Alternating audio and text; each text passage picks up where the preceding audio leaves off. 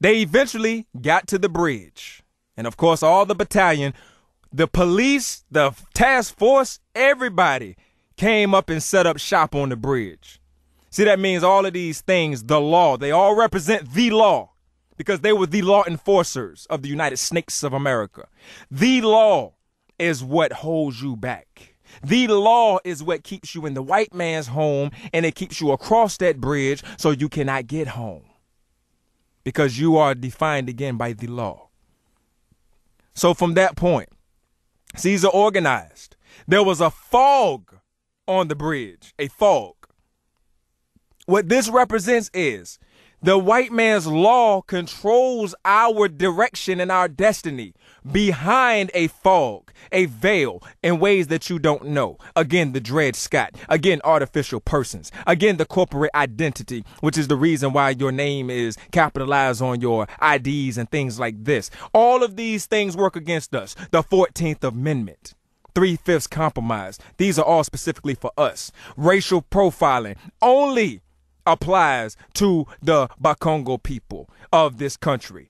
Until 9/11, now they are legally able to racially profile so-called Middle Easterners. See, all these laws were specifically for us. You never seen somebody racially profile a Chinese person? That don't even roll off the tongue right. Driving while Japanese. No, you driving while black. You understand? So the law behind a fog, behind veils of deception, is what holds us from getting to where we need to be. However, Caesar outthought the law.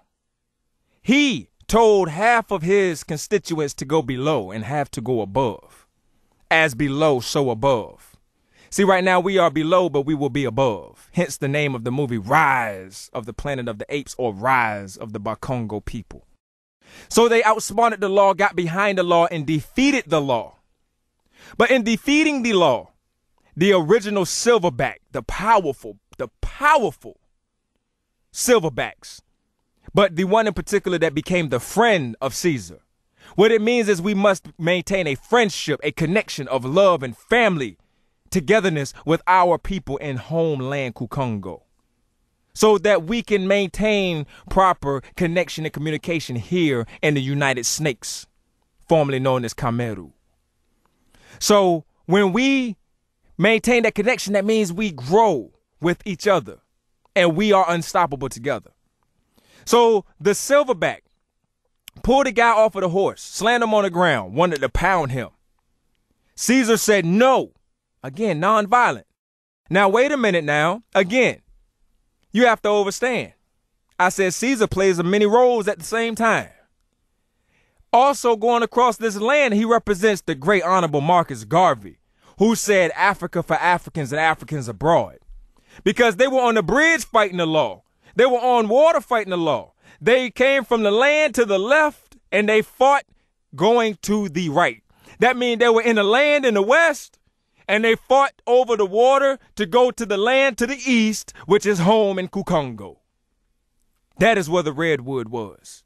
Wait a minute now, I said it had biblical implications. That redwood represents the Red Sea.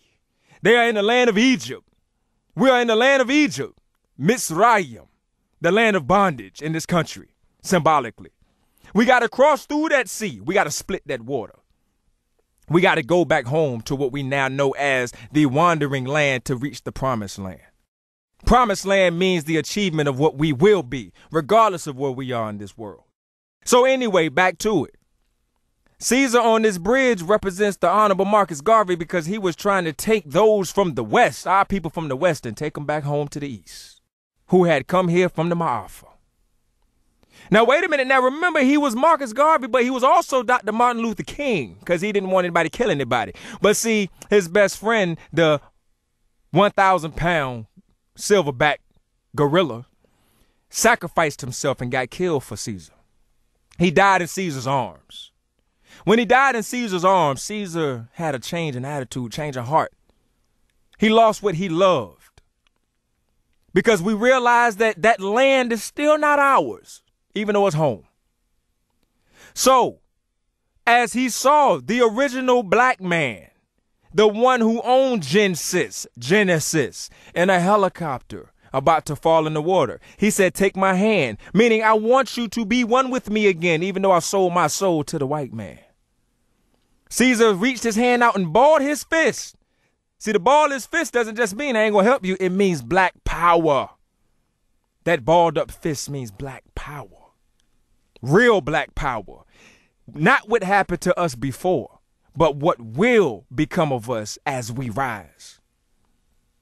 And then he let the one that was having the experiment done to him, the one with the disfigured face. The disfigured face represents, maybe I will say two things here. Maybe it represents the Latinos that are over here in Puerto Rico, that are over here in the Dominican, maybe those over here in Haiti. All of us who are over here with black skin, but we speak a white tongue. We're black skin, but we speak with the white mentality. We speak with the white man's thoughts. We bow down to white men in this new country, regardless of what language of Europe we speak, be it English or Spanish or Portuguese or French. See, he represents that amalgamation. That's why his face is disfigured. Because he had the green eye, the bright eye. But he also had the image of the white man. So Caesar balled up that fist for black power, and he walked away and he nodded his head and said, do what you got to do. And that one that was an experiment came over and kicked him over the edge and allowed that original black man to fall. What that represents is what happened to us in the beginning does not matter. What happened to us in our greatness does not matter. What happened to us before the Ma'afa does not matter. Because we are now created from the Ma'afa, which has made us stronger than we were before, because the white man has conquered us before. But because we have gone through the Ma'afa, we now have the ability to endure what they could not endure. We now have the ability to rise where many of them fell. Our people, as the great Dr. Amos Wilson said, we're not talking about the feel-good history. We synthesizing the old with the current to create the new. So after they got rid of all of those things, they bypassed there and they went to the Great Redwood Forest. Or they crossed the Red Sea and went home. Or how about the Red Sea means the Atlantic Ocean, and they went home. Because again, they traveled from west to east through the whole battle. They fought the law, meaning they fought the white man's mentality that shackled them down with the laws that are in his books. The laws that are judged him. And the judicial branch, the judicial branch. Do you understand?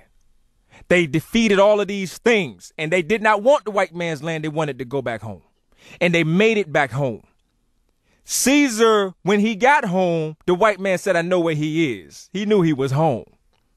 But when he got there, and mind you, Caesar was the same height as the white man. Caesar was a beast. He was huge. He stood with great posture, meaning he was upright. He was righteous.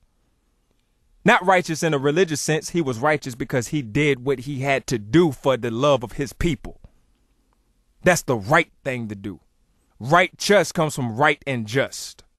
So the white man came to him and says, Caesar, I will take you home. You can come home. Meaning you can come live in the white man's land again. I will show you what you are allowed to see. I will allow you to see certain things that you think you should see. I will show you a life that was better. I will protect you. Caesar whispered in his ear, and you all could recite with me. Caesar is home.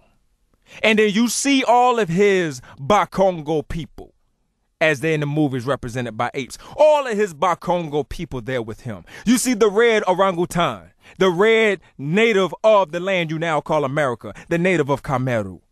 You saw the black, beautiful black skin people of Mu-Kongo, the original Tamiru, the original people of India. You saw all of these people. You saw the Aite, the Anyi, the Orang Asli, the original people of the Philippines, the Batwa people of Australia. You saw all of these people around Caesar, around the original Mu-Kongo, who represents Shaka, Ushaka Kwa'amazulu, who represents the great honorable Marcus Garvey, who represents the great honorable Malcolm X, and who represents Martin Luther King. See, what they're saying is Caesar is an amalgamation of all of these. He's a conflation of all of these different great ones we had. We cannot use just one method. We must synthesize all of their methods to reach what we need to reach. And that's what Caesar represents. So Caesar climbed up the tree that he knew he came from, that stood above all things, saw over the white man's city. And he said, the white man has his and we have ours. All we want is ours. And then the story started to end.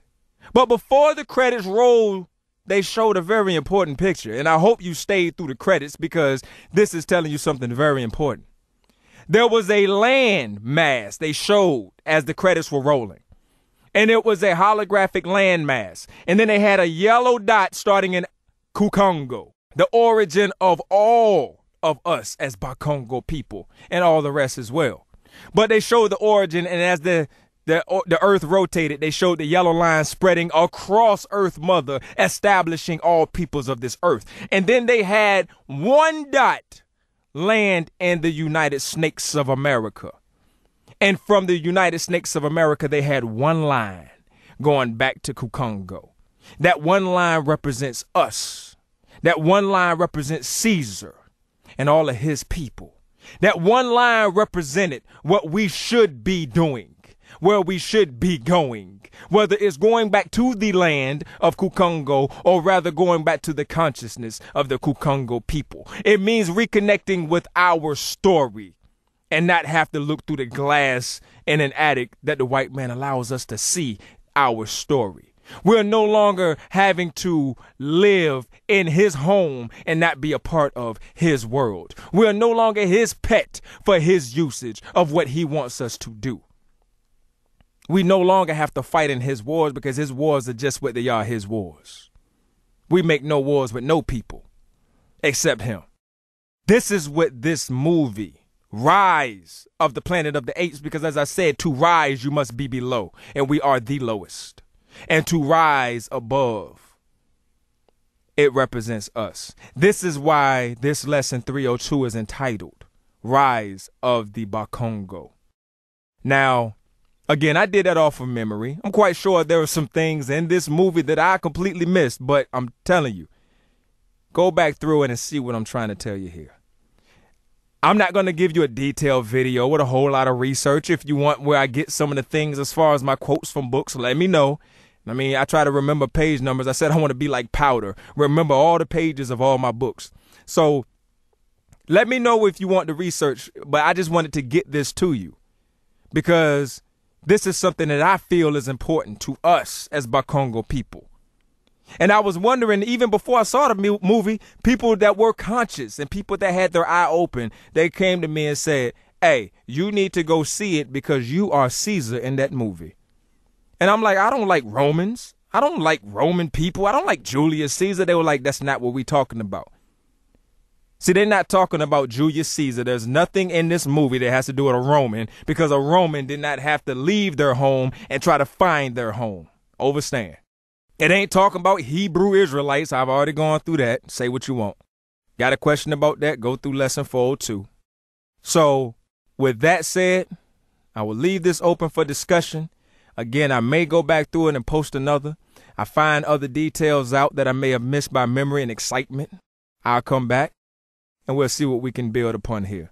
But let this be a starting point for what we should do. Let this be a model of understanding of what we can do as far as organizing and, as they say, mobilizing. That's a very thrown around word that's cliche, but it has deep meaning.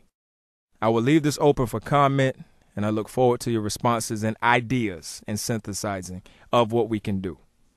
MKuu-RA Krishna.